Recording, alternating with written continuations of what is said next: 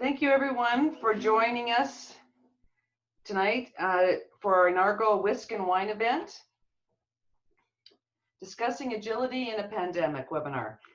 I hope you are settled in with your favorite wine, whiskey, or water.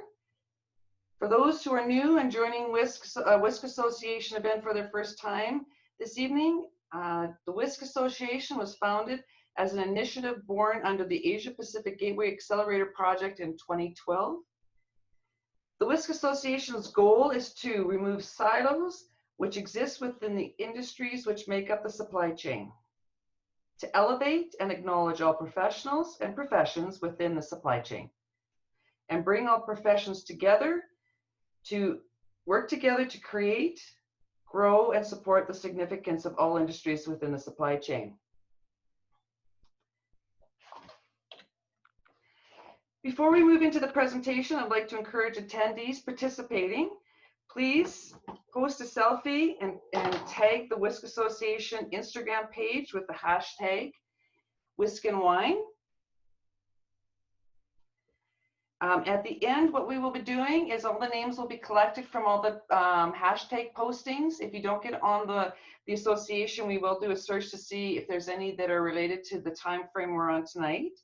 And then we will be doing a draw for one bottle of wine, and it will be something of someone's choice based on red or white and their flavor of choice. We will be accepting questions for the speaker throughout the webinar. If you have any questions you'd like to submit, please use the Q&A submission area of Zoom. Include your name, company name, and supply chain sector that you represent, so that when Karen and I have a chance to review it, that we are giving some opportunity to try and focus more directly on what you're looking for. We will be reviewing the questions during the break, and then when we start, we will focus on answering the questions after our 6:55 break, which we will hold as close as possible to the agenda. I would like to introduce our speaker for the evening. Joining us is Karen West, Vice President of Common Services at ATCO. She leads teams providing supply chain, fleet, facilities, travel, and project management services. And prior to joining ATCO in 2017, Karen held several senior leadership roles in supply chain operations, spanning multiple industries with focus on building high-performance, cross-functional teams delivering value to customers. Karen has a strong commitment to building engaged teams, caring and developing talent through a mentoring and coaching approach, and she holds a Bachelor of Commerce with a major in economics from Concordia University, Montreal. So welcome, Karen. How are you doing, and how are you doing this evening? Thank you, Cindy. I'm doing very well. Great. Truly appreciate the opportunity to speak with everyone. I look forward to your questions at the end, and I look forward to the conversation with Cindy. Perfect. We will get going. So we will first start with our toast. So we do have our wine, so we're committed to the program, everybody. We will try really hard not to make too much noise as we manage our wine glasses. We will start our discussion on agility in a pandemic with pre-crisis supply chain preparedness.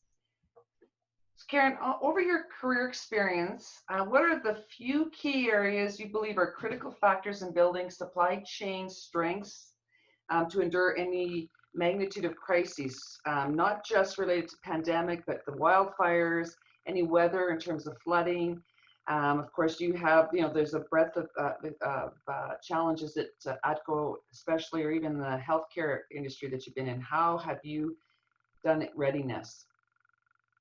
So a couple of the real significant opportunities for every organization to be able to navigate crises, and typically a crisis is unplanned, is agility.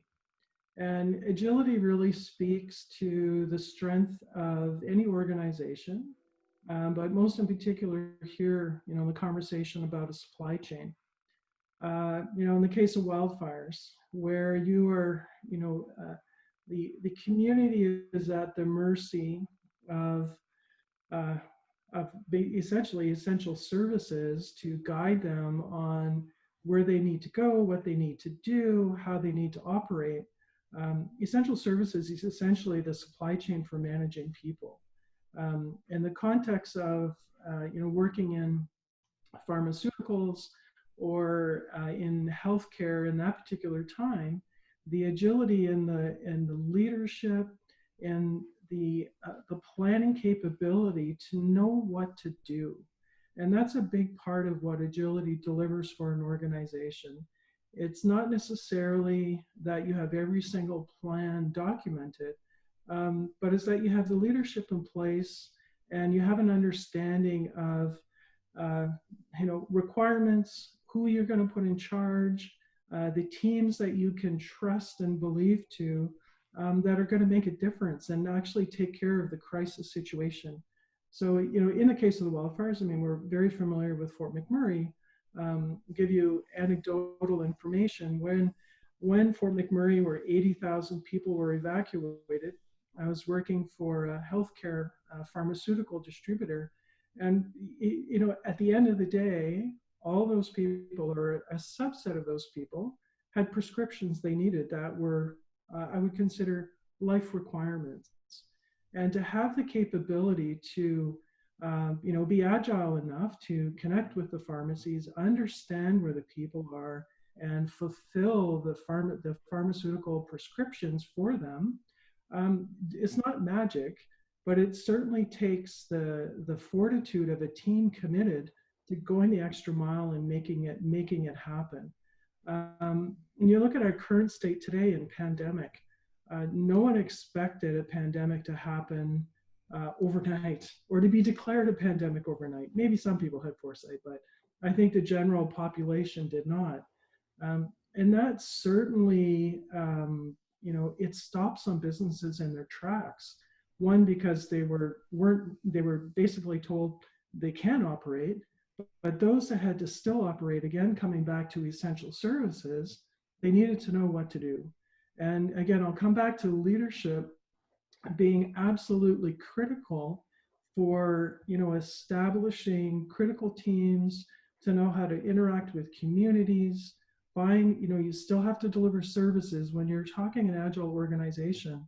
If you're having if you're a service organization versus, let's say, a manufacturer of materials, your situations are the same, but they're different. You're moving people versus moving product. You still need people to move product, but the leveraging of your leadership in those critical situations to not panic, to build those high-performing teams that are going to go above and beyond to ensure the safety of your communities that you're servicing.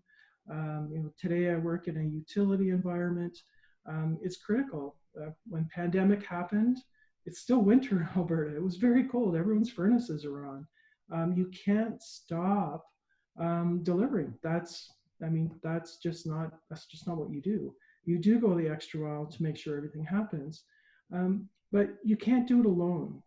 So coming back to, whether you're a completely vertically integrated manufacturer, and you have control of your entire supply chain, or you're part of the norm of organizations that only control a fraction of their supply chain, you need to leverage partnerships and you need to have aligned priorities. I'm no different than, my career today or a few years ago. Every organization can only control so much. And so having that alignment with key stakeholders within your organization, key vendors, key partnerships, even if it's a service, it's making sure that everybody understands what that requirement is. So collectively, when you look at agility, leadership, and partnering, those are really the fundamentals of a really, really, really strong supply chain. And that's what delivers agility. You know who you can trust, you know who you can lean on within your organization. Your partners that you need to be successful in normal course of business are available and supporting your endeavors. And then you can be agile. And that would be my comment. Cindy, what do you think? Yeah, well, no, that sounds good. It's having sort of established the teams, you've done the work on the team building. But so looking back to forward, I'm gathering from your conversation that you understood having crisis management planning or having doing sort of contingency planning, doing that sort of myopic pre-looking at here, these things can happen. To say, I mean, we all had to take into consideration the odds where we would have a pandemic or some kind of medical crisis. What that meant, we didn't know 100%, but we had to plan for something, correct? You know, no different than being locked into a facility, being burned out of your facility, you know. So have you and all your past experiences designed and worked on crisis management and developing crisis contingency plans and working with your network to try and make sure everybody has a sort of a visibility of it?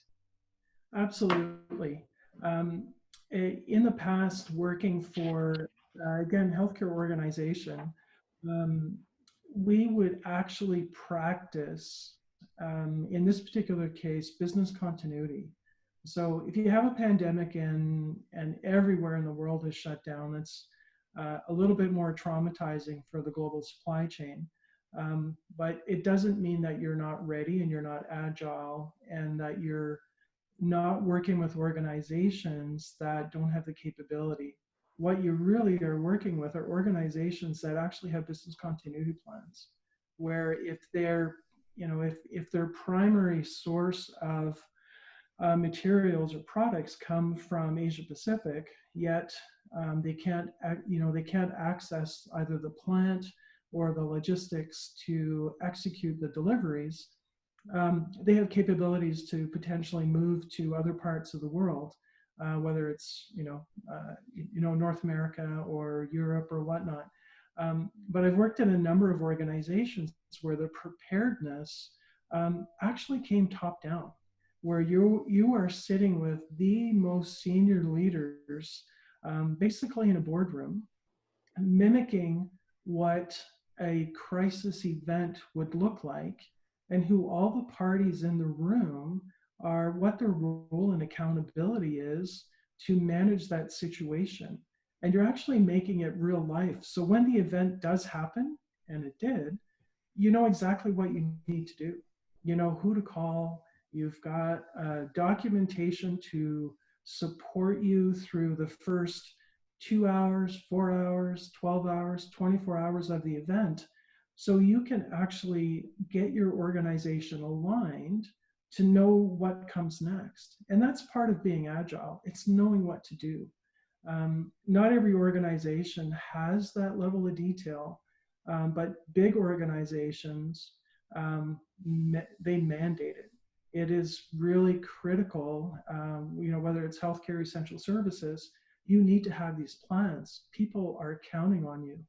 And that's really been part of a big driver on knowing what's next. And the strength of the supply chain plays a significant part in every business continuity plan. To the point of if a central facility is dropped, and you even need to relocate your phone lines for your call centers. Do you have to relocate them halfway around the world? Maybe. It's really having that fortitude to know the critical services that you're providing that are going to deliver the best opportunity for supporting the public or supporting the critical services that you're providing. But it's integral into more of the larger organizations. So, and that's key. Then everybody in sort of the world, sort of, or even just the general population, considers, well, the larger organizations have these in place. But when we take into consideration, especially in Canada, actually North America, the majority of businesses are small to medium. Is this something that, especially out of this experience, where we need to give visibility and support now to those organizations on crisis management and not necessarily just sort of a sort of a guidebook, but something sort of a sort of mock training and understanding that it doesn't matter if it's your computer system going down, or somebody there's an injury, or there's any situation that will have an impact for, half a day or greater, should start to plan on that. Is that something that when you're sort of looking back, all these businesses that are even that were closed for 2 months, are they prepared on the startup? Do they know what they're going to do now that they don't know where their supply chain is? Yeah, it's a really great question. I've had a couple of small organizations reach out to me with their challenge in supply chain. And as I'm talking through their scenario with them, I kind of gently remind them it's really trying to understand, what are you trying to solve? Is it that your entire business collapsed because you're not part of phase one and you're actually not allowed to operate?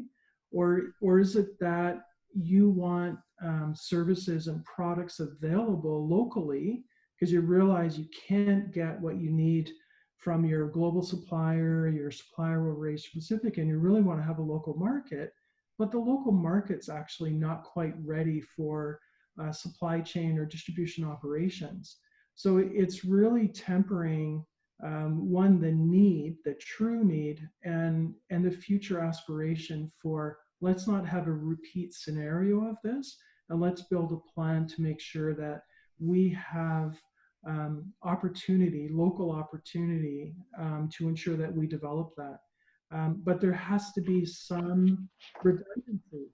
And what does redundancy look like? Are you running your business on your phone after? If you lose your network, and what does that look like? And how does a small business build that where financially they can support it? And part of that is partnering. It's almost like creating a cohort organization or a cohort team within a city that says, okay, if I go down, I'm coming to your building and you're going to help me out, right? Yeah. Oh, definitely. You always have to have a redundancy, because that's one question. So, as much as we can say, okay, we're very fortunate, everybody, the majority could work from home.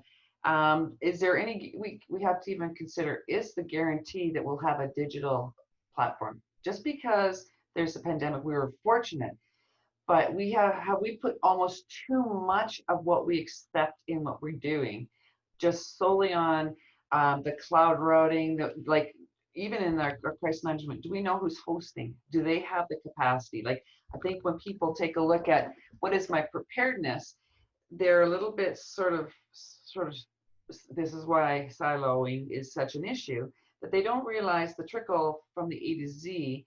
They might be G, but that whole other external impact, if you don't understand it, you might not know it 100%, but there's nothing wrong with saying within your network, you can't ask.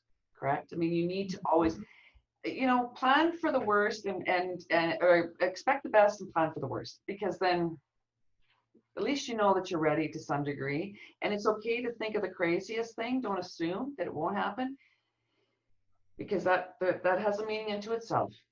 Yeah, absolutely. We're incredibly fortunate of the stability of the networks in North America to allow us to immediately shift and work from home. Yeah. Right? Asia Pacific's not so lucky, right? There are businesses that are down because they're sole sourced, coming out of other countries that don't have the same grid support or the grid infrastructure that we do for electricity, for networking, for telecommunications. So you're absolutely right. It really is looking and ensuring that there's a good understanding of where the risk lies, and asking people. There's a lot of people out there that are willing to help with small businesses to understand what they need to do, and who to partner with to help. And I'm going to put in a plug for what the whole Women in Supply Chain Association, and the whole premise behind it was for that bringing of every kind of group individual within the whole supply chain umbrella to have those conversations, so that when you're in sort of your space and you don't assume that you can ask those questions going downstream or upstream, they exist for you to try and reach out. And that is the goal and the long-term focus for the women's supply chain. We're going to get through this pandemic, I'll tell you that much. So now we're sitting here and we've kind of, this is what our preparedness should have looked at. When you're sitting here now and you're sort of maybe sort of looking forward or looking around as to what has happened and what you've observed with other industries, now what? What do we do? Like we're in the middle of the alligator pit. Now what? Besides pulling the plug from the water, what do people that are sitting here panicking and say, okay, now these stages, these phases are coming. Everything has changed. Now what? Great. So now, in the conversations that I've been having, the now what question is, what's next? It's almost the so what factor. Okay, pandemic's here, we're operationalizing business, phases are coming out, but what do we do to ensure, because we don't know how long pandemic's going to last. I mean, that's our reality. We all follow government guidelines, self-distancing, work from home if you can, stay safe, stay healthy, keep everyone else healthy. But what does it mean for large businesses that, in the past had a strategy to outsource their call centers to the Philippines or anywhere else, whether it's Turkey, Istanbul, wherever it is? Do they still do the same thing, knowing today that they know the network disruption that happens around the world? And again, we're very fortunate in North America that our capabilities have been very seamless. I mean, there really hasn't been a big call for major issues. I'm sure there have been some in some remote area. I'm not suggesting it's 100%, but there's really going to be a call for organizations to sit back and say, oh, how do I get redundancy that's closer to home? And how close to home do I want to be? And do I want to stagger it in 2 countries, 3 countries, 3 provinces, 5 provinces?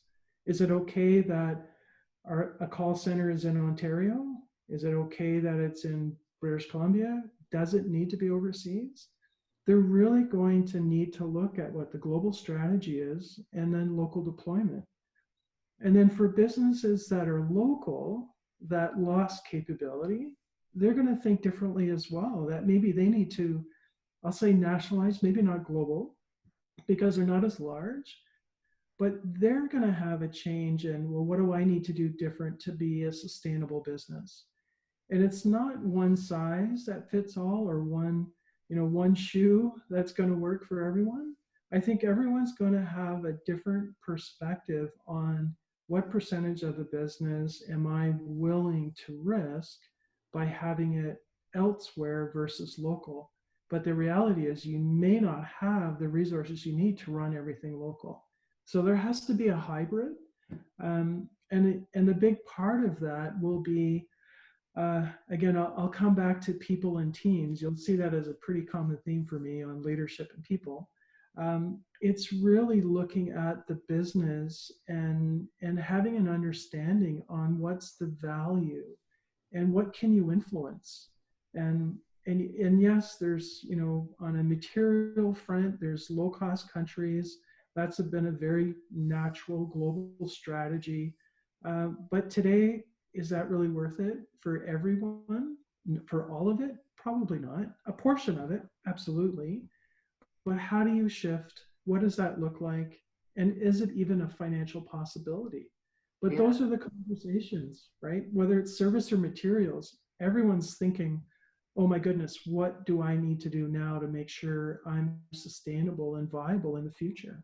Well, and that's, and this is going back to some of your past experience. So when you're taking a look at your business and you've been impacted like this, it's sort of that realization of, had I sort of been managing and understanding my sort of that cost of ownership, my cash flow, you sort of take it for granted. You think you're going to still have this activity, things are going to continue to flow.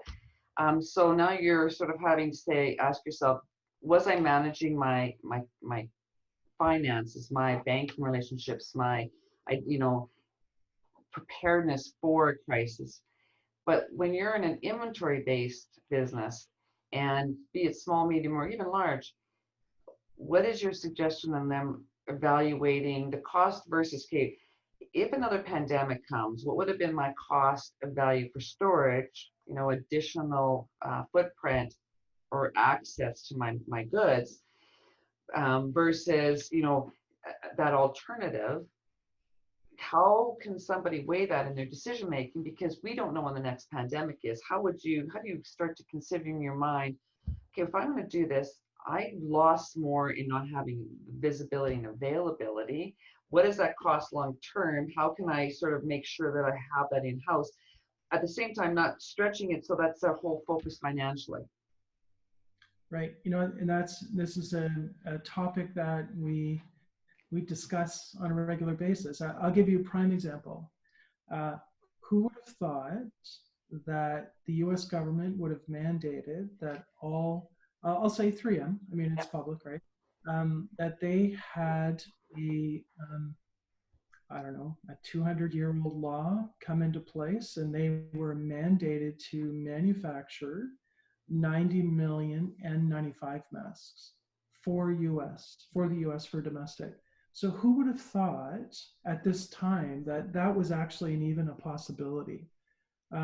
So exactly to your point, what we thought was good from I'll say a stock level and taking care of our frontline healthcare workers on what we should have as normal usage, it went away. And everyone, that's where the real big scramble happened. It was like, so what you knew as normal was gone, just gone. And I laughed, but it wasn't funny. It was like, now what? Well, it comes back to, okay, the global local, the networking, the local strategy on who do I know, who does the organization know, how many people can we talk to, how do we help them help us, and how do we help them? Right? Because they may have lost their raw material supply because they can't make what they need to make until they get the raw materials in. But you're absolutely right. Part of what we go through going forward is reevaluating what it is to operate in a pandemic cloud. I don't want to say hangover. That was probably the wrong word. I know it's whiskey and wine. There'll be no hangovers. It's really trying to make sure that everyone's factoring that in. So, I mean, and you see it today in a very small line. As the hair salons are opening up, they want to charge $5 for the PPE because they didn't plan for it. It wasn't part of their business plan. Yeah. Organizations have the same liability. We have to protect our people. Safety is number one. I mean, that's why we're here, and that's what the leadership and supply chain, and that's our partnering within the organization with health and safety to say, what do we need to do, right? It's not just an isolated decision. It's, it's to your point on the silos, a big part of supply chain is pulling everybody together and saying, okay, this is what we need to get through. What does good look like for us going forward? Yeah. And it will look different. You're absolutely right. So whether it's just protecting ourselves or it's the inventory to manage the business, people are going to look at the cost carrying inventory a whole lot differently than what they did before, for sure. Yeah. And that's the thing, one of the frustrating parts of being in business, running a business. I just want to apologize about my squirming around. I have having a little challenge with my sciatica, part of pleasures of having been through this pandemic so far. So, when you're in business and trying to have that conversation with consumers, and this might not necessarily be something that you can answer, but it's something for the participants who are on just really, realize that consumers need to realize and recognize and accept, whether they like it or not, even though we're facing the unemployment, the devastation of our economy in terms of the closures and the debt load that's global, that in order to come out of it, we can't stay in this, okay, we charge $5, but there is no way I can even buy it for $5. And try and explain to consumers, you're going to have to maybe pay 15 for that $5 you thought you had. But at the same time, maybe you don't need to buy 20 of them like you used to, because you can actually probably get away with it. It's sort of going to be one of those consumer business kind of relationships where we're going to have to say, this is reality. We're not in a capacity for at least another year or so to even try to consider making this just the same, because our costs just will not manage. So you can choose to not pay, but we can advise you that if you don't, we won't be here either. Like, it's just kind of like you got to join. So it's in that sort of, not only just sort of talking to your suppliers and your supply chain network, is the consumers need to, even the people in supply chain or consumers need to stop and say, I saw what happened. I can't possibly believe this is going to be as cheap as it was before. So if I'm looking at my food bill and saying, oh, that's a lot higher, well, did I need everything? You know, it's a learning curve. And I think as a society, it's going to be a real awakening and an adjustment that moving forward, people are, as a shared group, as supply chain and as consumers, we need to prepare our businesses and our customers for the reality. And it's not us against them, it's us. And it's just the only way we're all going to be able to come back. And we're going to be different. We're going to redesign what we do, right? Absolutely. Totally agree. And I think the other thing too is there's nothing saying for retail, you must bring your own mask. And that's just it. It's like trying to come to the realization, but then, you know, we might be a bit more fortunate in Canada. I'm not going to put my money on it as of late, but you know, I mean, you look in some of the countries, I'll be honest, let's say closer to us, where, you know, you say you cannot come in without a mask. And there is this resistance and this anger. And it really comes to the leadership. Are we messaging that correctly? Are we saying that you need to participate? So, I mean, the government's giving away at McDonald's and Tim Hortons. I can't remember who else. The consumer needs to be respectful of the fact they've given them to you. And you might not be permitted to go into places you assumed you could go. And it's not to be defined for them, like businesses or anything. It's just called, we need to do the best we see for the majority of our customers, not just the minority of your opinion. I don't disagree with your opinion, but I have to think of the large scope of what I'm doing. So it's going to be a very interesting learning curve, and I'm hoping that Canada prevails in some sanity and calmness, but there will be some challenges, and I think as supply chain we need to be prepared and teach ourselves and our people what to do. So I'll move on to another question, because we could go on about politics till all night long, because we have wine, right? Wine and politics. Yeah. Sorry, one comment I think is supply chain has the opportunity to change the view on safety, right? We're here to protect our people, and there's a great opportunity for retail to really be saying, for the safety of our employees and the safety of you, this is what you need to do. Yeah, you know, I look at my decisions based on my parents. Everyone has to find what they do, right? Fair. All right, on to the next question. Next question. When you ask, what statements would you share with anybody on the topic of agility and crises? What would be those four points within agility in a crisis that you would choose? Well, one statement that I share on a regular basis is supply chain should be a strategic advantage to the health of your business. And I think the pandemic's proven it out. But traditional supply chain, everyone looks at procurement and said, "Oh, I'm saving money."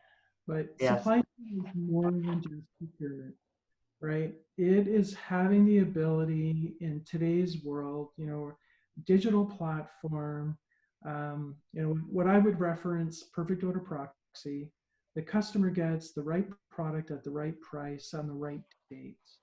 And in order to do that, a healthy supply chain encompasses a strong team, connected processes, and have the ability for when things do go sideways, and they do, it's a regular course of business, that you know how to react and you're agile enough with that accurate data to tell the customer when they're going to get their materials. I don't know about anybody else ordering online lately, and I've been doing a lot of it. It's late and it's going to be late, and it's okay that it's late. Just tell me an approximate time it's going to come, and I'm good as a consumer. Most consumers are okay with that, unless they have a production plant they're about to shut down because they can't get the raw materials.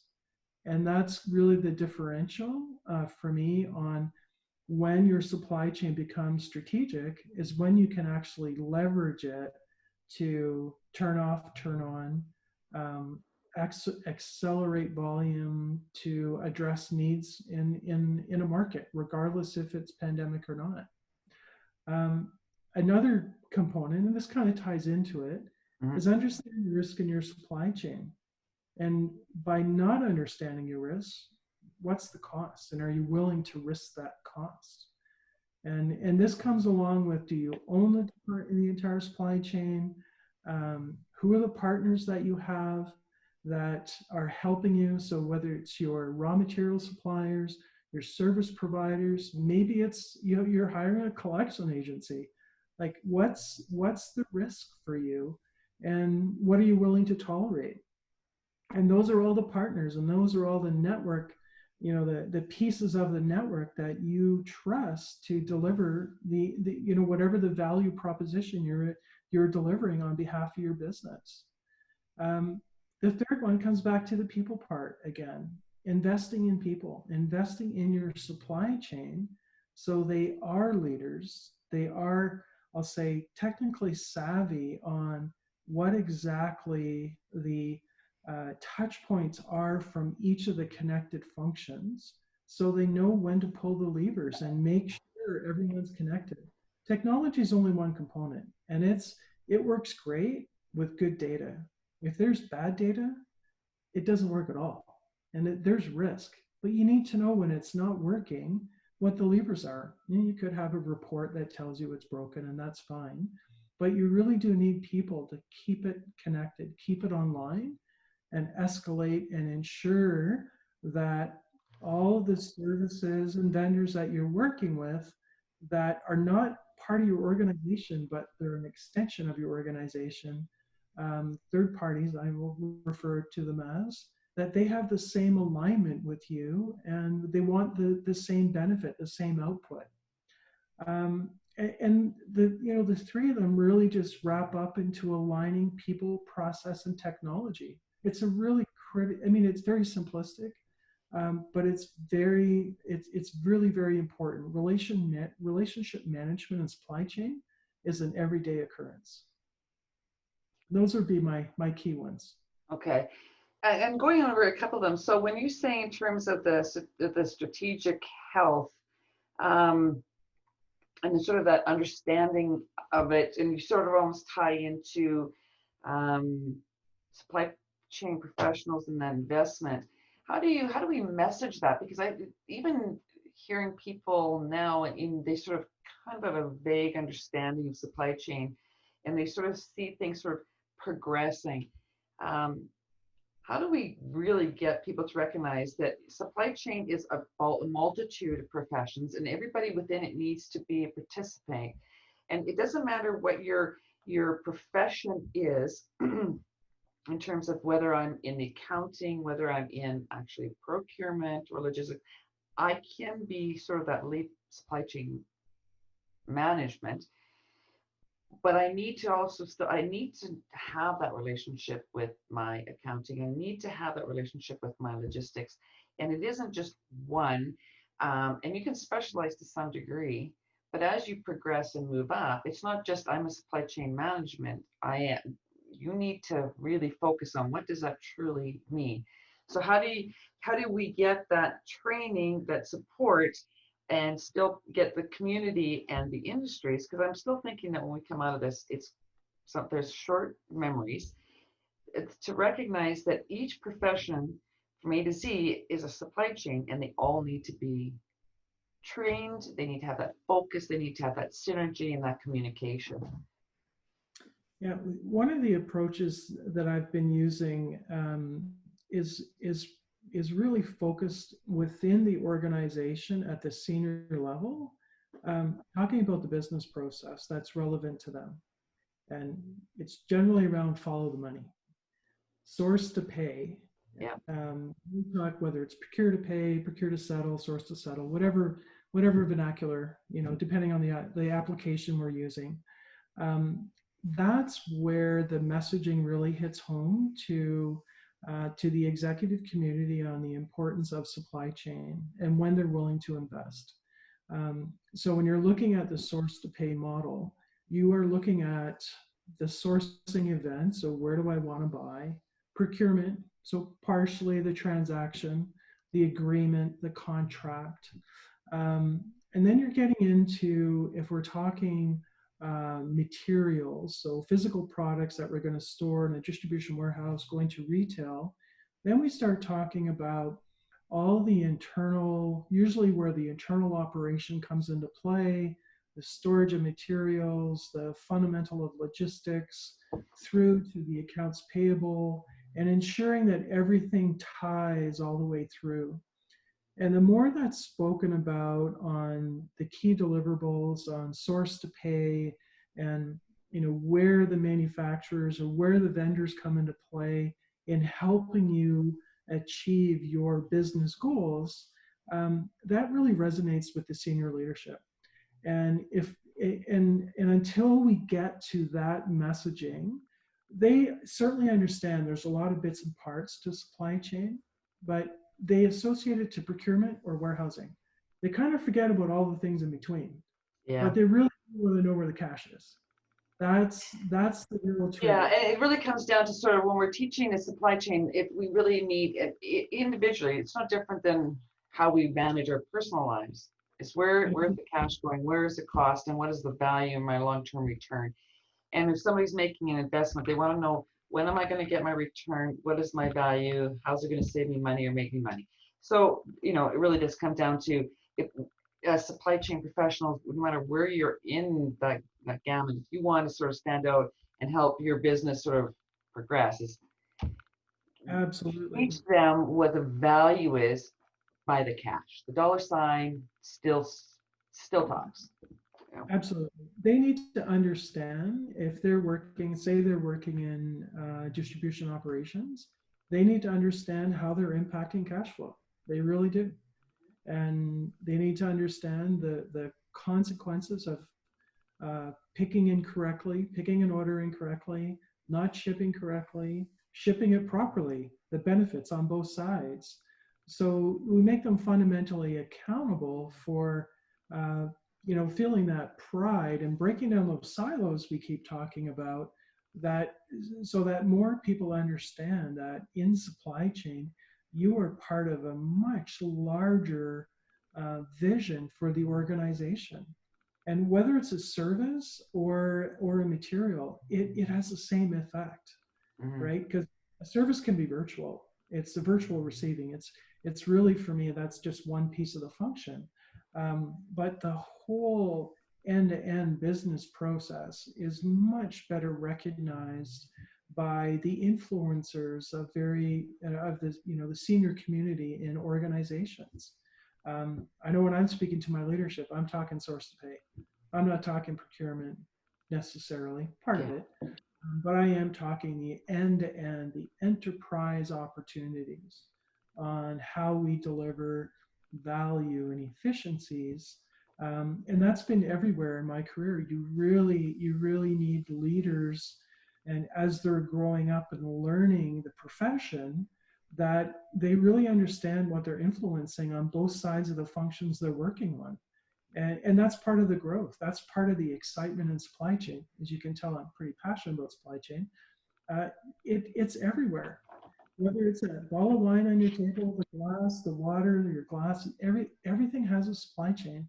It's really just dependent on, in our world in pandemic, it's really demonstrated to us which supply chains are more important right now, food, medical products, versus, okay, maybe I won't buy my sneakers this month, I'll buy them next month.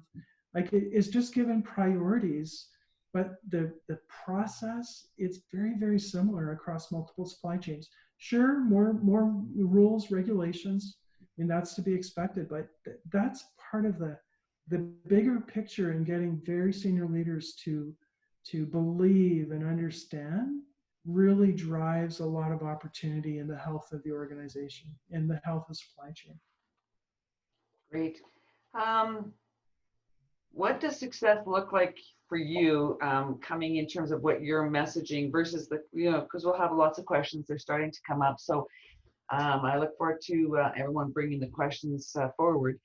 But in terms of what you want to see as a success from your message in this conversation, what are sort of the main components and how do we sort of kind of capture? One of the things that crossed my mind is I almost came up with a new event in terms of bring your boss to dinner kind of thing. So because sometimes it comes down to these people that are in a sort of in that office are taking the time to understand what the person down here who sees it knows, but then it can be turned around where there are a lot of people who don't value their importance, and the ownership is saying, but you need to take it, and they don't want to open up that skill set, right? So that's one thing that's crossing my mind. But what are sort of one or two points, or as many points as you feel going into the break, that you feel that you would like to see for success from this evening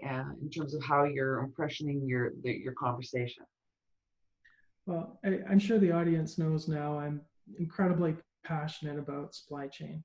And I'm passionate about supply chain because of the opportunity for leaders that I've worked with in the past that have allowed me to grow and influence others and help others to be successful in their careers and in their business.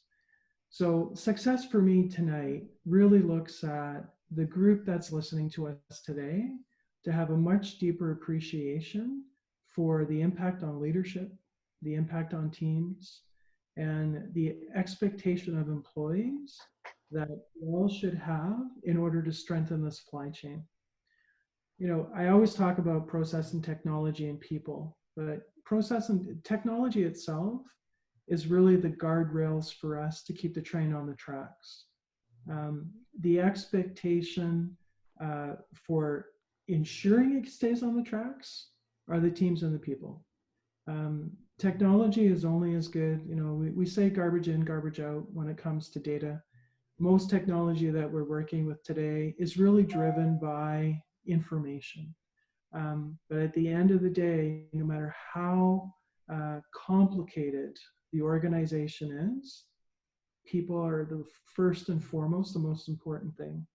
And I spend a lot of time coaching my team, developing my team to make sure they have the skills to lead first, and second, understand business process and understand, and have a really strong business acumen. With a strong business acumen, you can navigate supply chain. A big part of supply chain and part of the success is anticipating failure or anticipating risk. You can build the best one you can, but when something goes sideways, this is where agility comes into play, pandemic or not, you really need to know how to respond. And it doesn't mean I'm asking you to solve a pandemic. I'm asking you to solve something you should be incredibly knowledgeable about in your own business. How do you become agile in your own business environment to keep the supply chain moving and deliver that end-to-end business process? And all of that being said, that's your strategic advantage. You know your business better than anybody else. You need to leverage the teams and make sure they all understand how everything is operating to build that strength and capability. And that's the big, for me, that's the big success, is everyone having a better understanding they can influence what they're already working in and make it stronger and better. And maybe it really is really strong today.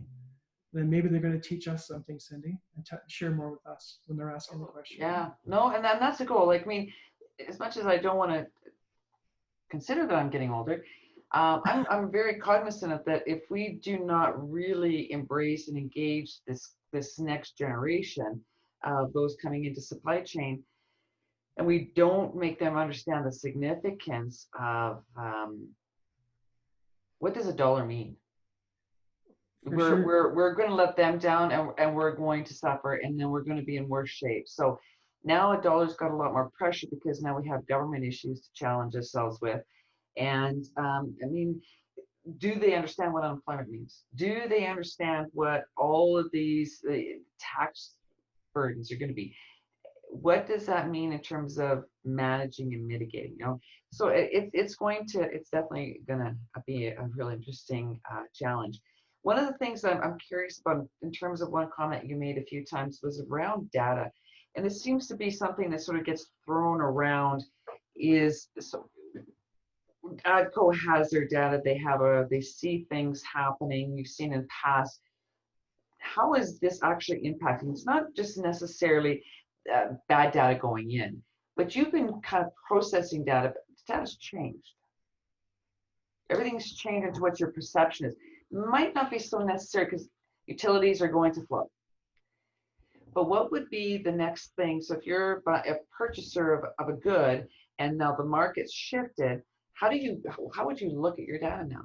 You're putting it in clean for what you were doing, but the whole market's shifted on you. How do you look at your data? Right. So there's different types of data that we're talking about. Mm-hmm. Fortunately for us, we're on a cloud-based ERP, so our data comes with us everywhere we go, and it's easy accessible. The framework for processing data stays the same, but the content of the data does look different if we're buying from different parts of the world or different parts of the region. So spend analytics is really what you're talking about for us, and how we interpret how the market has shifted, and whether it's the manufacturers we're dealing with or the distributors. That's part of the analysis. And when I talk about accuracy of data, there's really 2 points to it as well: is what's changing and what's shifting, so that we reflect that appropriately so we understand. But what's changing in the environments that we're not aware of, i.e. in the vendors or the manufacturers.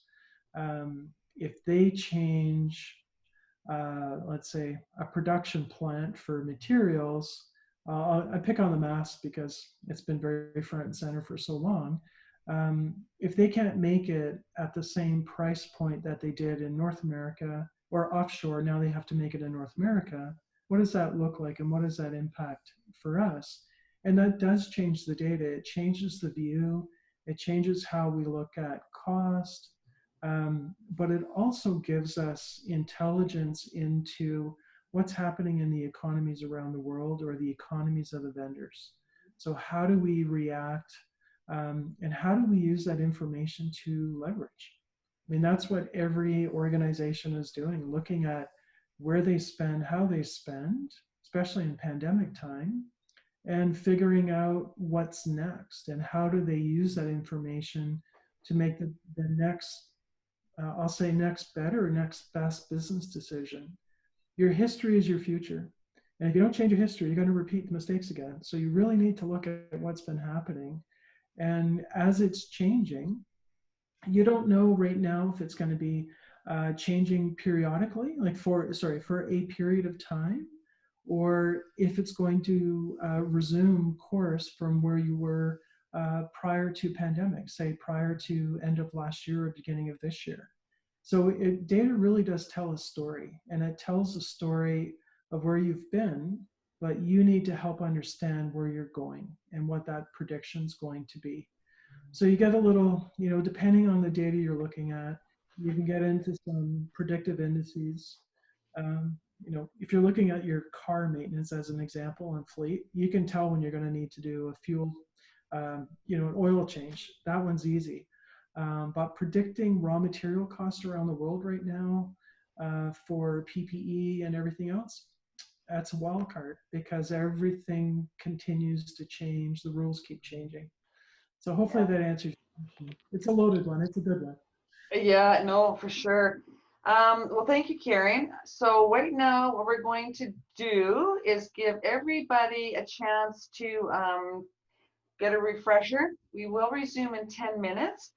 And remember that to please take time to engage with us by posting a selfie, and then if you can tag it on the WiSC Association Instagram or use the hashtag WiSC and Wine. And please, I see there's some questions coming in. Please continue to do that, and we will take a 10-minute break so that everyone can do what they need to. And Karen and I will take a look at the questions to make sure that we can appropriately answer them for you. And of course, we thank you very much. And everybody have a quick and nice break. Thank you very much. Thank you.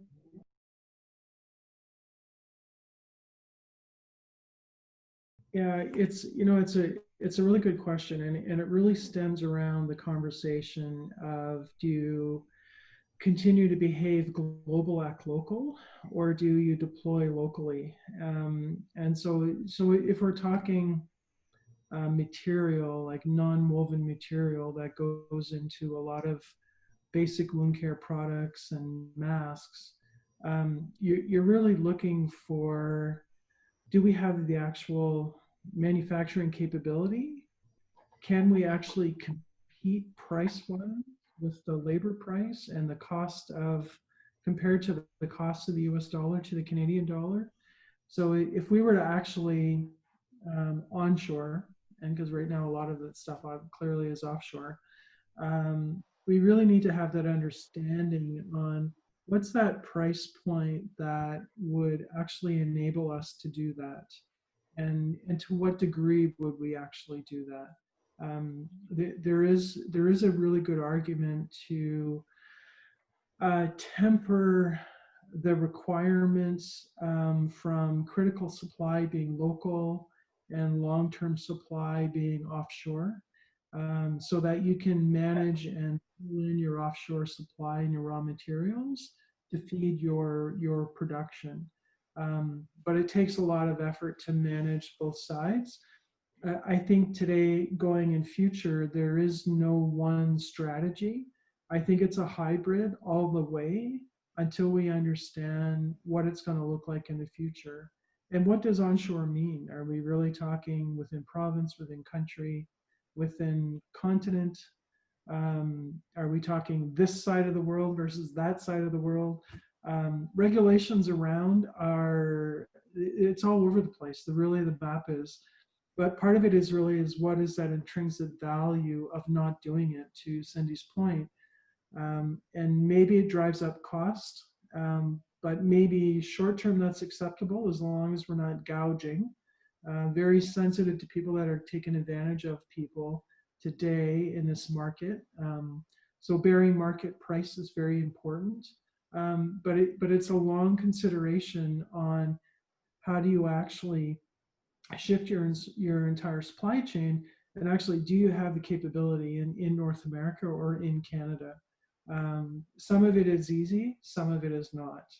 And then just the whole supply chain on managing it, when you're actually producing materials in Canada and dealing with Health Canada versus importing it and dealing with export governments and then import governments and all the legislation, you really want to have the rigor that's going to deliver the best viable product. Because at the end of the day, you're talking healthcare and materials that are touching people's skin. So you really want to be very, no one wants to put a mask on that smells as you're breathing it. You don't want to do that. Yeah. So there is no yes, do it, no, don't do it. It really is a hybrid. And I think organizations are really going to take a hard look at what does balance look like? And maybe it's offshore in 2 countries and onshore. Maybe it's a third, a third, and a third. Yeah. So some viability. It makes the supply chain more complex. I really do believe that there's going to be more complexity going forward until global economy stabilizes on what we can and cannot do. Yeah, and that's true. So, and that's the other thing, like in terms of the, so like we're as a business, we're taking a look at businesses are already struggling with the concept of how much it's going to cost me to start back up. What is the cost of just running it with all the protocol that the government has put in place? And do we have that capital in place to help or assist in that development? Is it the banks? Is it the government? Are we looking to have the same sort of venture capital support on new initiatives and manufacturing, where we can have smaller productions that are still remain cost effective in terms of our shift in our parameters? You know, technology is obviously something that I think a lot of people didn't really realize the significance, and are being bitten hard for it. So it's going to be quite significant. I'd like to think that we have the knowledge. I just don't think we have the sense to sort of pull it all together, because when one of the questions is, do we have the manpower? Do we have the training and the capacity? Ironically, there's always a time when you look at people and say, our society, we have this group of people who are at a point where they can't learn. And that's just an excuse for saying, I don't want to take the time to teach. Right. I think we have the manpower. Oh, yeah. Right. You know, just to the first part of your question, you know, we talked in the first part of our conversation about follow the money. Mm-hmm. What's significantly different today is the supply base, especially in PPE, wants cash up front in some situations. Mm-hmm. And they want cash up front is because they don't have a good cash flow. They can't manage. Maybe they're in a situation, I can't comment on it. I don't know it, obviously. Yeah. But they need to pay their raw material suppliers. So to your point on having capital or venture capital or investment, it's very, very different for some small organizations. Do they have enough equity in their business to actually deliver capital investment? And the answer may be no and maybe yes. It really depends, but it also depends on the assets in their business. And, you know, we can upskill people. There's no question about that. There are, you know, the unemployment rates are obviously higher, much higher in the last number of months. May not be the preferred job, from the BMW sales guy to, okay, you know what, maybe you're gonna work in a production environment, but at the end of the day, you'll be healthy, you'll have benefits, you'll have, you know, a feeling of good, of, I'll say, positive energy that you're working and you have routine and we're doing all the right things. But there will be waves of people that will need something to be working at. And it's better to be working in an environment that is delivering to a local economy than not working at all. Mm-hmm. Probably easier said than done. But I do believe we have the people. It's a question of people willing to do it. And that's a societal change. And there's, I mean, in North America as a whole, we're dealing with a lot of sort of that whole societal demands, right? So it's, I mean, there's a huge sort of emotional and mental shift that seems to be going on. So one of the things is that the international supply chains to offshoring back into North America. So my first question was based on, what about, you know, how do we handle the raw materials coming in when they're in Asia? We want to deal with onshoring in Canada. And you said, well, do we make it a Canadian base? What happens if in North America some of our supply chain requirements of the raw materials don't exist? How will we, basically, we're never going to be able to eliminate that complete onshoring, but in terms of the scope of having the finished good, maybe. But so if you can have, you know, it's like the rules, if I can make 80% of it here, what am I going to do to deal with that 20% that is just physically not in my space? Right. Well, then you have different strategic options, right? So if we call it peak and shave, right? So is it only the peak that you can't manage? You're never going to run production for the peak. You're going to run production for the stability, and then you run overtime. You you put on extra shifts, you're probably never at complete capacity. But do you look at, if you can't provide that, what's the cost of not providing it? And do you look at different avenues and partner with other businesses that offer same products? And I won't call it share materials, but have a bit of a consortium to help in those peak valleys. And it can end up being a win-win, and not necessarily giving up market share. I mean, there's always risk, inherent risk. The other component of it is, then what's the cost for you to get the raw materials in for that extra 20%? And I think, when you look at the supply chain, we need to really be thinking more, within house, what can we do? And if this is our absolute max capacity, then what are our options? So you can buy finished products. You can try to make finished products in another country and import them. And assuming they pass Health Canada and there's no issue there. And then what if you have a strategic alliance or a strategic partnership with another equivalent provider of materials, so that reputation is not at risk, and go forward from there. But it really takes a very different conversation. Now, do you think that the industries as a whole taking the larger majority, small and, maybe not small, might be a little bit more challenged on this, but on the sort of the medium to large, is onshoring the direction you think that industry should take in terms of either Canada and or just North America as a whole, where we're not, dependent on sort of like, and everyone places it back onto the Asian component, right? Is it valuable, or does it really still come down to the dollar and that strategic ability to negotiate and having good contract lawyers? I think there's going to be, I'm not going to say 100% shift, but organizations are going to be looking at it differently because they can't afford not to. Mm-hmm. What happens if wave 2 comes?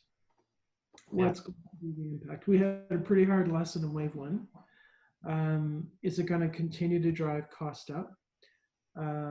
So there will be, I think there will be a partial shift, and I won't say it fundamentally will be 100%, but businesses are going to take a look at whether it's their back office, their manufacturing, and have a true understanding on how do they, whether it's onshore or have multiple offshore opportunities, how do they manage that? And do they have enough volume to actually do that?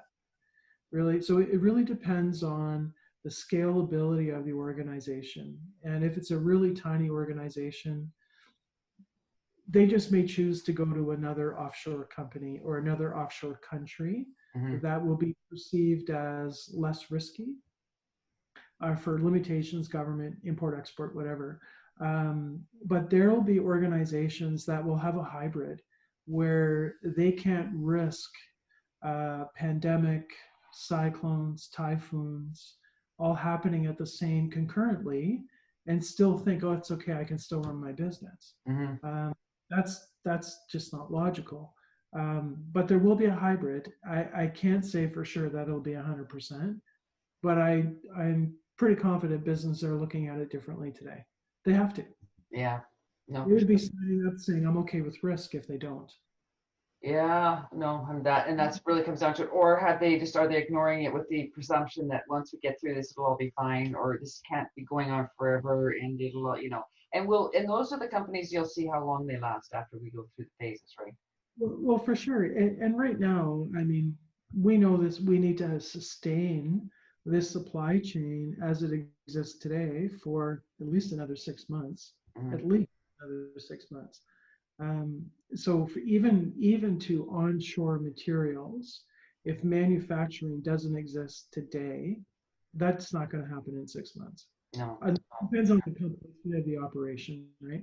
Even just ordering alone pieces of equipment, yeah, and all of that stuff, that takes a really, really long time, unless they already have a plan.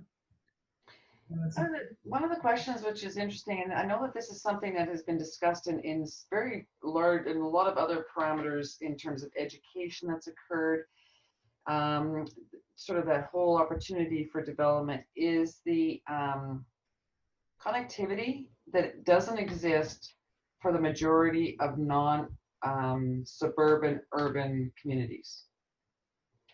And sort of now that we've thrown these people into a real sort of mix of nothing, sort of just trying to sort of cope and reach and have that connection, do you think that either business and or the government will start to pursue and persist and demand that we start to give connectivity, digital access, internet to Canada as a whole, so we can actually develop what we don't even know about our entire country?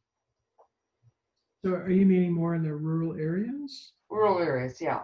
Rural areas. Yeah, I mean, it's available. It's just not, I'm kind of leaping. Are we talking about a fiber ring? Well, you know, like there's a lot of rural communities that don't even have reliable internet. Right. They don't, schools, especially in a lot of these communities, do not have reliable internet. So at the same time, they don't have reliable internet, they're not getting reliable education in terms of technology and depth. So how do we make sure that if we're going to do something, and we've seen the panic, they're being hit first, the rest are sort of kind of being able to catch up. We can't leave people behind, right? So how have you, like, do you see a change? Do you see something being sort of addressed, or what have you guys witnessed, especially having sort of such a broad rural reach? Yeah, no, that's a good question. You know, I think today, right now, everyone's relying on the cellular network. But you're right. There is opportunity for these communities to certainly lobby to get better connectivity. And it's not, I'll say today it's not happening as easily. However, with the 5G network coming in Alberta, the partnership that's already been aligned with, I think it's Nokia and Ericsson. Yeah, Ericsson. There certainly is a path to go forward, but you're right. In the really remote areas, there is a need and necessity, and it needs to happen sooner than later.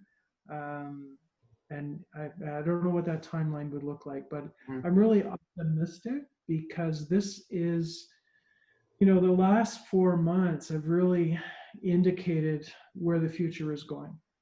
And we know in the workplace it may look different for a while. So having that connectivity is really required. It's part of the viability of community, and most importantly in the schools that we're talking about. Kids are working from home now. I say kids are working from home, but they're taking their classes from home with a virtual teacher. So they're not even getting the contact in a classroom like they normally have, although some schools are starting to go back. That's a real critical component, is having that consistency and that touch point. But you and I both know it's going to be even different, like getting employees into work. Like, how do you meet new employees when it's a virtual interview?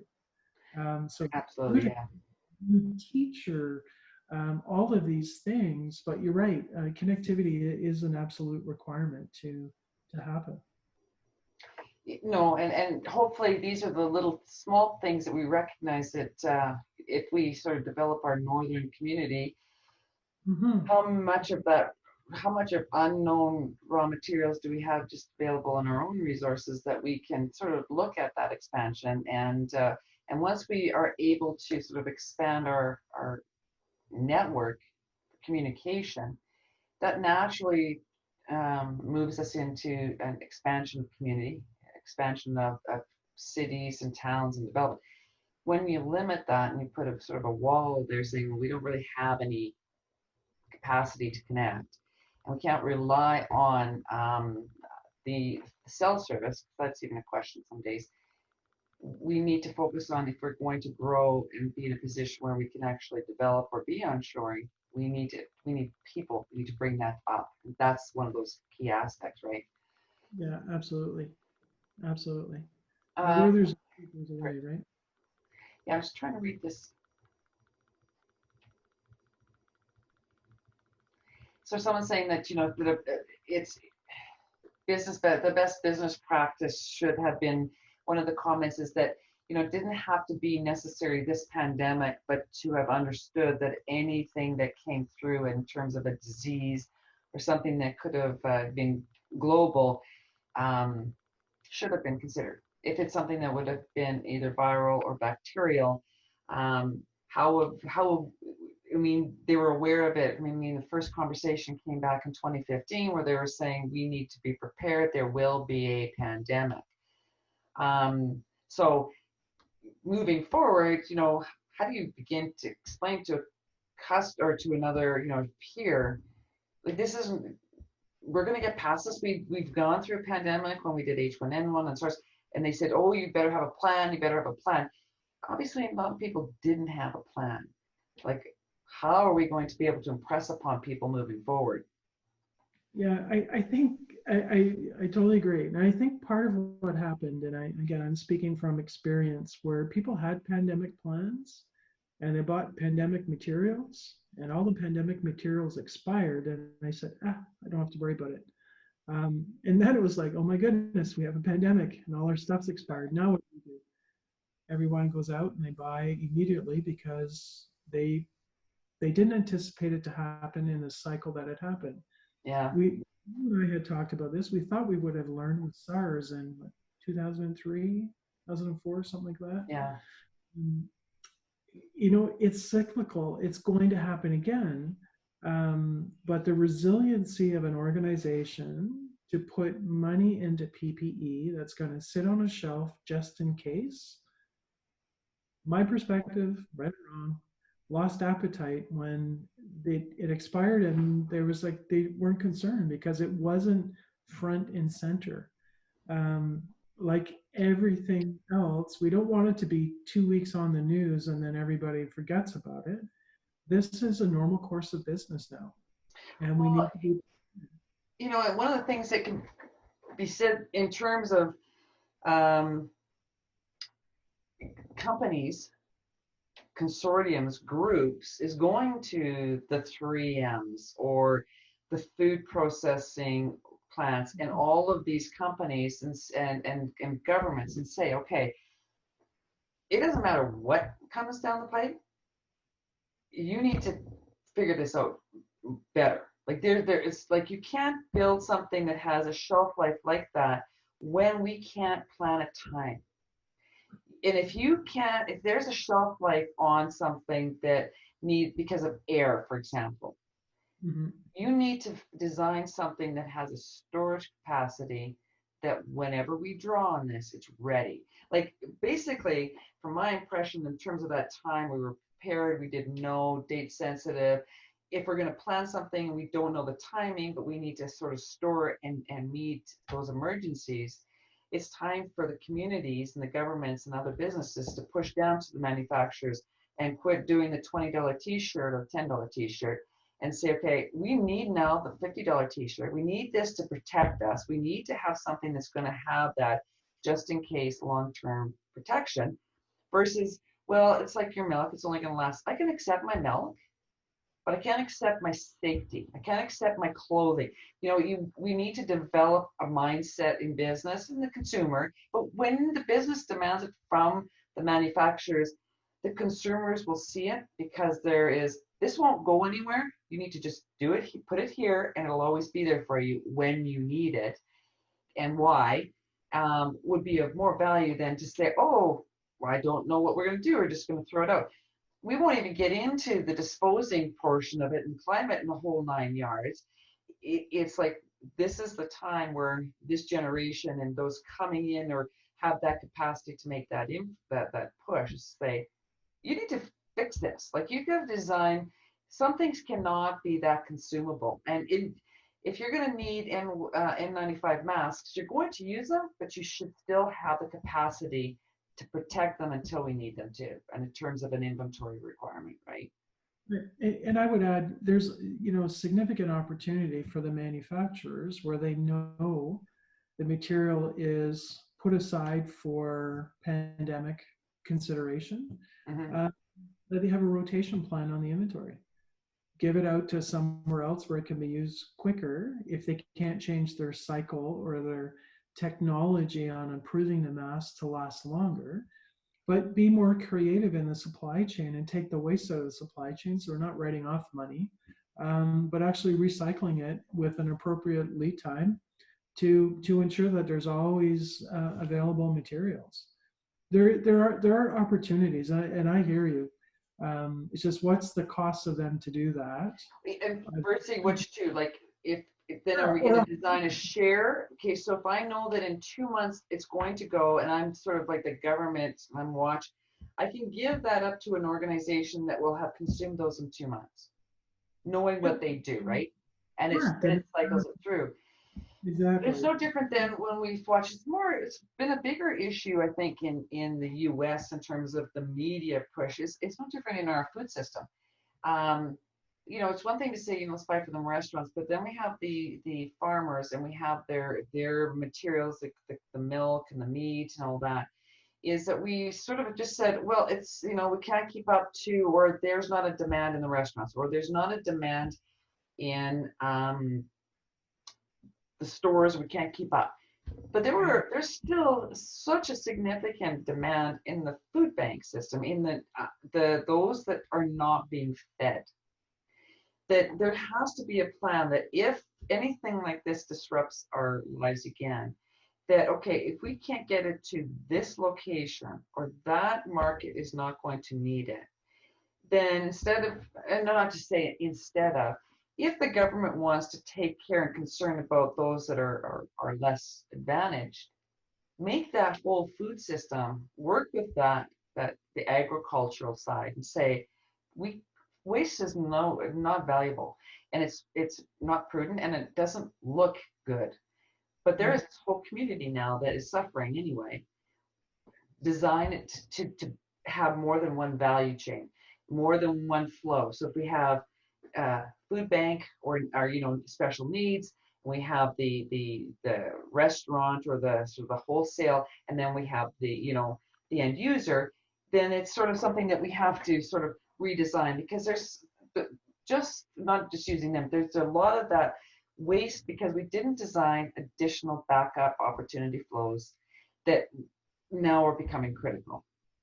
Those are the things that, looking back, I think they're going to have to sort of step back and say, we could have done this better, and everybody would benefit. The farming industry, the agriculture business would have been comfortable, confident, and secure because they have it. They know what to do with it.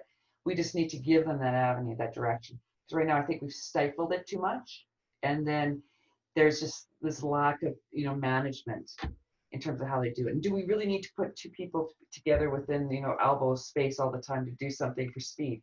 What does speed get us, right? Right. And I think the other variable, especially in the food supply chain, is what if this had happened in October, going into the dead of winter? This conversation would look even worse. It would look even more dire.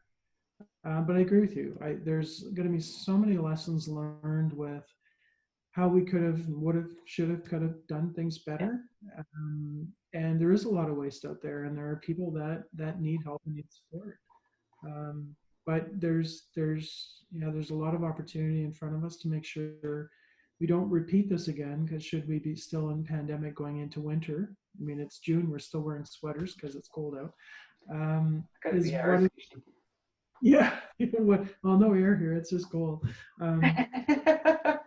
What is it going to look like for us going into the winter, and making sure that we're prepared for those scenarios as well? No, absolutely.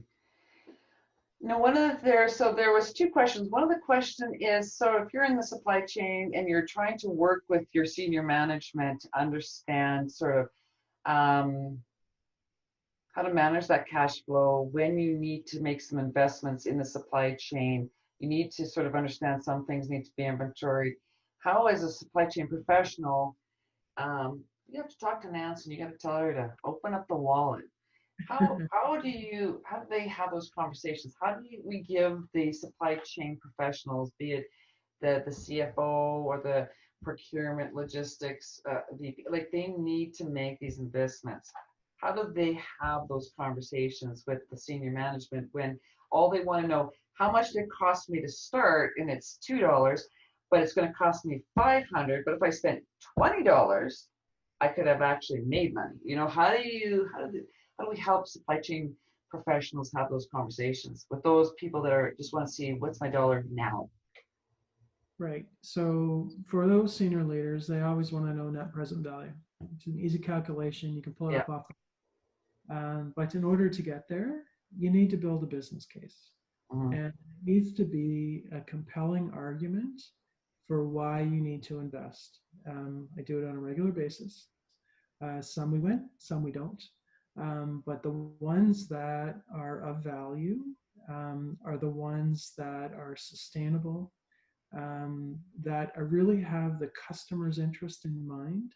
So there's really, really two kinds of approaches. You're driving internal efficiency, reducing cost, um, whether it's from an FTE perspective or that you're driving more output in production or more throughput in picking, or fewer people because you've automated some of your technology or ERP.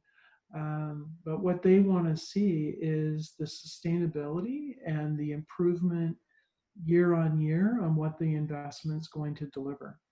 And that's a real critical factor. And you really want to appease in your business case in the vernacular that they understand, not what you understand. So Speak supply chain, English, you mean? yeah. Speak So their supply chain, English. that's right. Speak their English and what's important to them, and that's and that I learned that lesson as well in my career. Make it meaningful for them and impactful that they can translate it into where they're going to see the benefit on their statements, or where the business is going to see the benefit. And then you'd be surprised at how it's going to open up conversation on what you're actually going to deliver. Doesn't necessarily mean you'll be successful the first go, but really having a buttoned up business case, and it doesn't have to be 20 pages long. It does need to be compelling. It does need to be delivering, succinct years of value. And then what's your return on investment? How long is that investment going to take before they've recovered all the costs and they're delivering value? And Well, that's yeah, and I think that especially when you take a look at brand value, sometimes the cost of your brand or your image is greater than sometimes the cost of what you're trying to implement. And absolutely if you think that if you want to sort of develop, grow, or sustain just the name, the brand, the image, at what cost do you want to lose that? It's sort of like, so you should, it's not necessarily everyone having to look at the customers will get money, but what will the brand's impact be? What will the name's impact be? And usually the senior people, that's all they have their money in, right? Especially in certain size companies, that is critical. So when someone's looking at cash flow implementation, it's not just necessarily what's my return, but what's the cost of not? What is my name going to look like? So it's almost like sometimes if you can get to an emotional point, right? Touch on the sort of the cerebral. But it comes back to know who your audience is. If your VP and or the owner or the boss has a emotional tie to the name, that's where you might want to push the argument, right? It's learning the language, learning the dance, right? And there are people that I know you can reach out to and have these conversations, and you don't have to spend probably $500,000 to have somebody come in and tell you what you probably know too. So that's a warning, especially now. Everyone's going to come in and say, "Oh, give me $500,000, I'll solve your problems." The professionals are there. We all have to step back and say, "I know this. What's the answer?" Right? So right. now you're In the, gonna, pardon me, sorry. in the business case, there's always an opportunity to discuss risk. And Yes. part of investment is it a compliance requirement?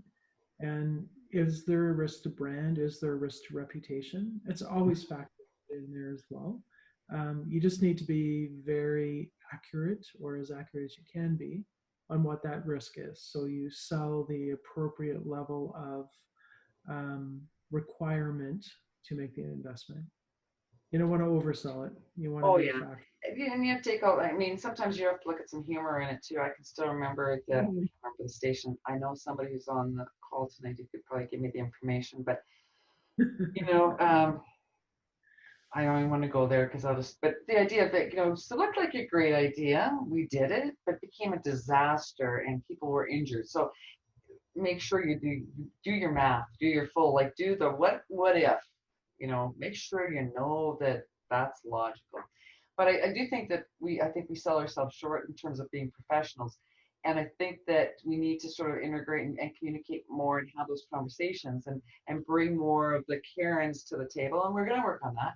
And if anybody has list names, I'm ready to figure out how to use the Zoom better every time I try it. But that's what we have to do. We have to share and expose and make people aware, because supply chain professionals, supply chain as a whole is critical. Every profession in there is critical, and we need to make sure that those people that are hiring them don't just hire them as a role, but hire them as a component to the business success, right? They are the key to what you're going to have. So I'm going to probably let you have this last question. I think that we could probably tee up from there. But this is a good question. This is something I know goes right to your heart. So it says here, discuss the importance of building strong teams and developing effective relationships in business supply chain. As a leader, how do you ensure engagement within your team so the passion you have for supply chain is reflected within every one of your people? And I agree that that's a good question. I know I'm going to let you go on this one. But the other thing is that it's great to sort of get your team in that sort of venue of realizing the significance of supply chain. But if your team doesn't feel that they're valued from above or outside, how do you help them message it past that too? Like, how do you make sure that everyone realizes my team's great and I've got that, but it's got to be more than that, because the team can only sustain their good feelings if nobody else is sort of patting him on the back once in a while. So I'm going to let you have that one, because I know this is one that is big for you. Yeah, this one is huge for me. It was actually, I'm surprised I didn't write that question and send it in to myself. There's two things, and I'll go back to the first part of the conversation we had on leadership. And there was an activist by the name of Maya Angelou, and she had basically three very clear statements. You may not remember what I said to you. You may not remember what I did for you, but you'll always remember how I made you feel. And that comes to me from in supply chain. One, I'm a caring leader. I've always been a caring leader, no matter whether caring was valued in a time where it was like just get her done. I was never losing sight of people and teams. And I thank my mother for that. It was always about do the right thing and be very, very respectful of people, because you don't know what's going on in their lives. But when you look at the true definition of supply chain, you are relying on a network of people and process for success. It's a collaborative industry. And if you're not interested in collaborating and getting people excited about they make a difference, this is not a good industry to be in, because you spend so much time getting people to be engaged. And how I've developed high performing teams, and I've done it several times going into organizations where they were struggling, but they were struggling with, they had really talented people, but they didn't talk to each other. And for me, it was really in supply chain, when you have it bucketed out by each of the respective teams, it's that mutual respect for each other on, you're the first cog in the wheel, I'm the second, I need you to do a good job, and then I can do a really good job, and then both of us will be successful. And it doesn't happen overnight, but for me, it's really believing in team, trust, and getting them to believe in themselves. So whether I'm in the picture or not is irrelevant. It's that they know it's sustainable and they can do it again and again and again. Mm-hmm. I empower teams and people by making them feel that they're the one. They're important to me. They've always been important to me. And they're important to the organization, and what they do matters. I need them to understand that. And if they don't do what they're supposed to do, a piece of the supply chain will fail. and we'll correct it, we'll move it forward. But they matter, it's important. And that's what team is all about. And it's not one and done and you walk away from it. Okay, I had a conversation. It's being that leader. It's being that leader by my choice to get people to drink my passion on, well, do a good job, but feel good about what you do and understand this is a really exciting career in supply chain. You can work in any industry you want. I've worked in a lot of really cool opportunities overseas. Healthcare is really challenging. Um, I love the complexity, but the complexity, a piece of it is the business, but a big piece of it is the people. And that's the motivation and the drive for me. It always has been, and that's the part that people don't forget. I have this one little story to say before I hand it back to Cindy. Is I had this was early in my career, and I had this one young lady that I was coaching and coaching and coaching because I saw so much talent in her. And I know at some point I moved to another department. She moved on. But I swear it was 5 years later. And, I was shopping in a mall and she saw me across the mall at the department store and she tracked me down only to say to me, "Thank you. You made a difference because you cared at that time in my life." And I thought, wow, that's the impact you can have as a caring leader that wants people to do really well. You just want people to enjoy what they're doing. You're at work a long time. And again, this is my passion in me that shows just do the right thing. How would you want to be treated? And for me, it's really, really that simple. So I'm going to be the devil's advocate. So what happens if you're somebody that's working in an environment where you're not receiving that? What would your comment be? Look for feedback. You know, you're entitled, even if your leader is not as passionate or necessarily a caring leader, get feedback from that leader or other leaders in the organization or colleagues. Mm. Understand what it is you can do to help give yourself that sense of pride and that understanding of what actually is working well. And honestly, get a mentor, get a coach that's outside the organization.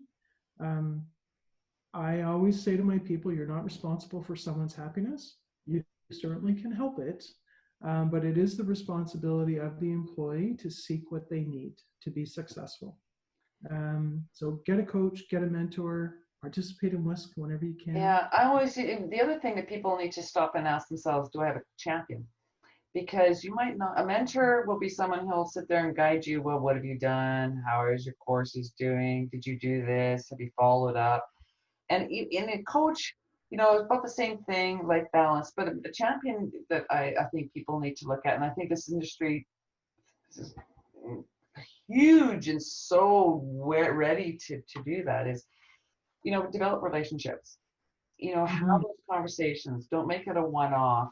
You're not going to connect with everybody, but keep checking, talking, and meeting, because you want to have those relationships where somebody knows who you are, so that when they're talking to somebody, about me, and you see an opportunity and you say, you know what, I think I might have somebody for you, or you're having a chat, or you're having those connections, and you have champions who within your industry, or, well, actually not within your industry, within your scope, your circle, because you don't know who they know. So always try, when you're meeting people, find those that you can have a bit of a relationship, and understand that a relationship doesn't mean it has to be every Friday we're going to get together. It means that we're going to just have those touch moments and have those conversations, because life is busy. Sort of like the best friend. Your best friend's always there. You don't talk to them every day. You just know that they are those people that are there. And I think people, especially young people, need to start to develop and realize that champions are going to be their best ally. Make those friendships, make those networking connections, but make an impression where it's not just, oh, I've got your card, your name, I'll connect, and don't forget about me. Develop some sense of relationship. It doesn't have to be your best buddy at the bar. It's just somebody that you know that they become gain an understanding of you. And I think that that is where this generation will thrive. And I do know that our generation, we're not that much older, but we're there, are ready to sort of be champions. So those who reach out and really want to have a relationship, that want to have a more than a one conversation. And we can social distance. You can get a table 6 feet apart and have a coffee. And that's developing. It's learning we need to learn to live in this. And I think that that's something that it's that next stage of what we're going to have to go through. So, Yeah. and I do understand. Having had employers, being an employer and have employees, and watching those dynamics and being frustrated, and we're learning that you can give everything to everybody, but if they don't take it, doesn't matter. And sometimes maybe you got to move on, and that's okay too, because if you're not happy, staying is of no value. If you've done the best you can and still feel no value, it's important not to stay because you're not going to grow.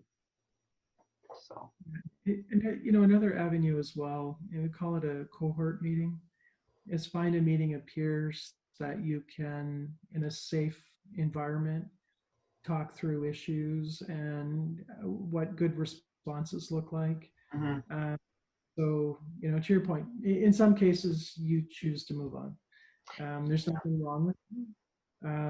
But I'm always an advocate of do everything you can and understand personality and people, and it's not always you that's the issue, right? Yeah. It can be a leader, and there are leaders out there that maybe it's time they move on, but it doesn't always happen that way. And you're But not it's in a position necessarily to do that, but you got to just make the right decision for you. So absolutely. So yeah, but it's been great. You've given me some ideas in terms of what we need to do in terms of kind of the next stage, because this is not going to be forever, but it's going to be one long, challenging ride. But I do really appreciate that you spent the evening with us, Karen. I didn't see you drinking as much wine as I thought you would, but that's okay. Maybe you've got something going on. I don't know. You're talking too much. I guess that's a good part of being the person who's asking the questions. You can drink a little. Yeah, but I didn't make an impact, but that's okay if everyone else out there enjoyed it. I wanted to thank everyone who's engaged with us online. I wanted to let them know. So of course I don't have this person's name because it is now based on their acronym on Instagram, but it is SR_LAC, LACK. So that is who the winner is, Sir Lack. So if that person can reach out to me at either at questions or info@ or wiscassociation@gmail.com. I am working on my email addresses because I have a challenge with Gmail. But anyway, please let me. I'd like to congratulate you. Hopefully you like wine. We'll have to maybe negotiate on that and see what you want, and make sure we get it to you. And we'll work on another program. I'm going to be thinking. I already have something else for Karen, but we've agreed that I'll give her till the fall. But I'm going to be talking to her. I'm going to be having other wine nights anyway. So, but again, thank you everybody. This concludes the evening. I'd like everyone, if they haven't already, is to stay on the newsletter for the WiSC Association. And this is, like I said, the goal for this platform is to, I'm just going to put something up. The goal of this is to give what Karen said, is that sort of that voice, that platform where